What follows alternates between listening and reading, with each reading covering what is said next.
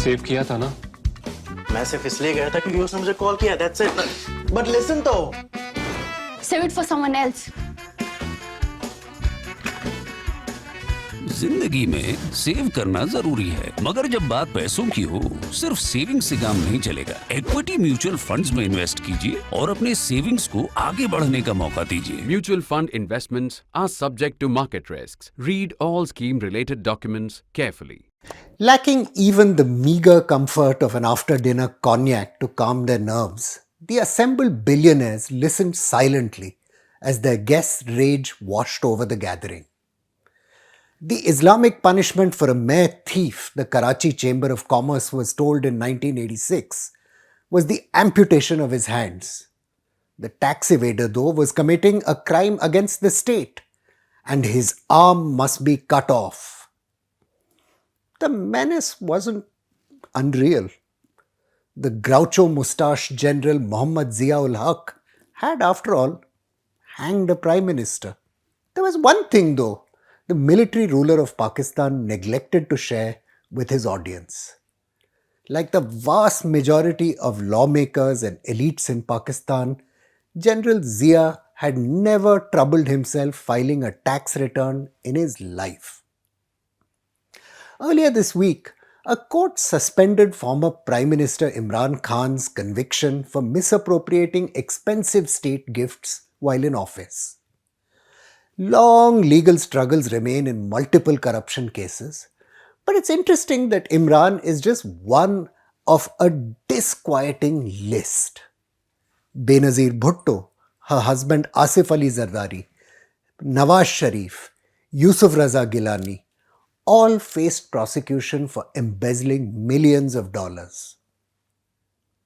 The sociologist Charles Tilly famously observed many decades ago that the nation state itself was, and I quote, our largest example of organized crime. The establishment of cooperative ties among political and business elites, Tilly noted, often involved corruption and coercion. How else do you get people to get along?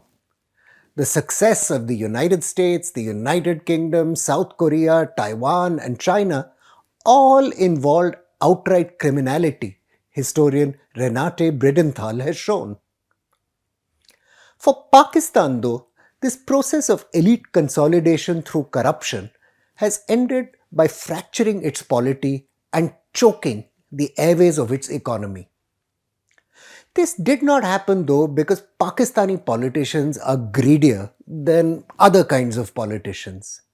The real answer lies in the distorting influence of the military and the impunity generals have long enjoyed. From the outset, pillage was a key tool of nation building, as Pakistan's elite sought to mobilize the resources they needed to establish their power in a new, chaotic, fragmented country. Local notables in Punjab scrambled to seize lands left behind by Hindus and Sikhs by forging paperwork and claiming to be partition refugees. Karachi's special police establishment, a bit like the CBI that now exists in India, discovered civil servants had misappropriated some 50 significant properties left behind by refugees in Karachi alone. The historians William Gould, Taylor Sherman, and Sarah Ansari have argued that the crisis had in fact begun even a little before independence, when wartime food shortages created a black market. The imperial government responded with mandatory food procurement rules, which engendered powerful black markets. Field Marshal Muhammad Ayub Khan's military regime, which seized power in 1958, succeeded in stamping out the more egregious cases of partition-related fraud and claimed to be cracking down on corruption in the bureaucracy and the police. The larger problems of enhancing tax revenues and widening the social base of economic activity, however, eluded the Field Marshal. Little institutional capacity existed, for one, to address white-collar crime, historian Ilhan Niaz has recorded. From 1948 to 1966, just 102 officers of Pakistan's federal government were convicted for corruption-related offences. a number too small to act as a real deterrent. The military, moreover, soon found itself confronting an even more difficult kind of institutional corruption. According to historian Aisha Jalal, estimates available even back then suggested that agricultural land in Punjab and Sindh, Pakistan's two most prosperous provinces, was concentrated in the hands of just a few large landlords. 80 feudal families dominated the country's resources, which retarded its transition to a genuinely modern economy. A land reform commission formed by the military regime underlined the need to, and I quote, eradicate the feudalistic elements. The commission, though, also called for minimum necessary disturbance of the social edifice. Well, you can't eradicate feudalism without disturbing the social edifice. Ayub's government operated what was known as basic democracy, which meant using local notables and elites to buttress the legitimacy of the military. For the obvious reasons, the military wasn't looking to rock the boat. Large numbers of military commanders, political scientist Khalid B. Saeed noted at the time, themselves came from prominent landholding families. The generals were also embedded in private businesses and corporate circles. Although land ceilings were announced, permitting a maximum holding of 500 acres of irrigated land or 1,000 acres of unirrigated land, elites were prepared. They simply bypassed the laws by parceling out holdings among kin, what we call making it binami. Empire-era policies also encouraged the concentration of economic power in the hands of the military itself. Ever since the 1857 rebellion, you see, colonial authorities had used land grants to win the loyalty of Indian elites and use them in their own armed forces. This practice continued in independent Pakistan almost unchanged. The social scientist Raymond Moore recorded in 1967 that over 300,000 acres of land were made available in Sindh, plus rich acreage along the Indian frontier, by which I'm guessing he means Punjab. For major generals and above, there was a fixed allotment of 240 acres, while brigadiers and colonels were entitled to 150 acres.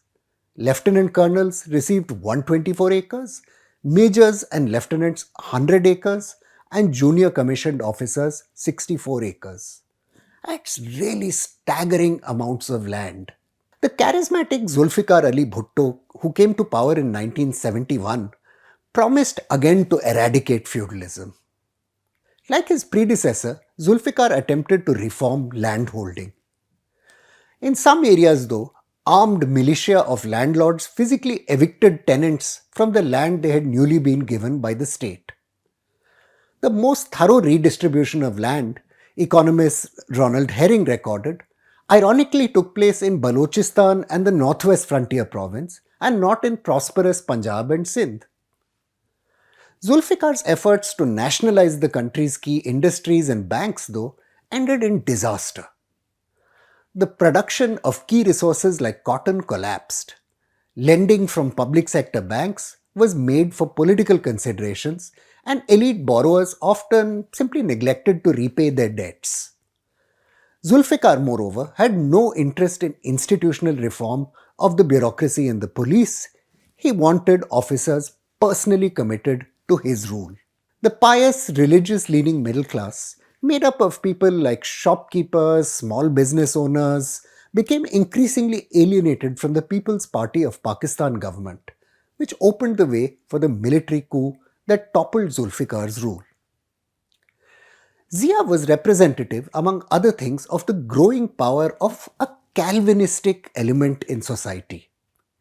The great landed families of Punjab, like the Noons and the Tiwanas, had acquired the polish and pretensions that came from long association with imperial power. The Arai small cultivators, from whom Zia hailed, had prospered by hard work. There's a great quote from the Pakistani social scientist Akbar Ahmad. It is, Afternoon tea parties, partridge shoots, or polo shoots are not associated with the Arain.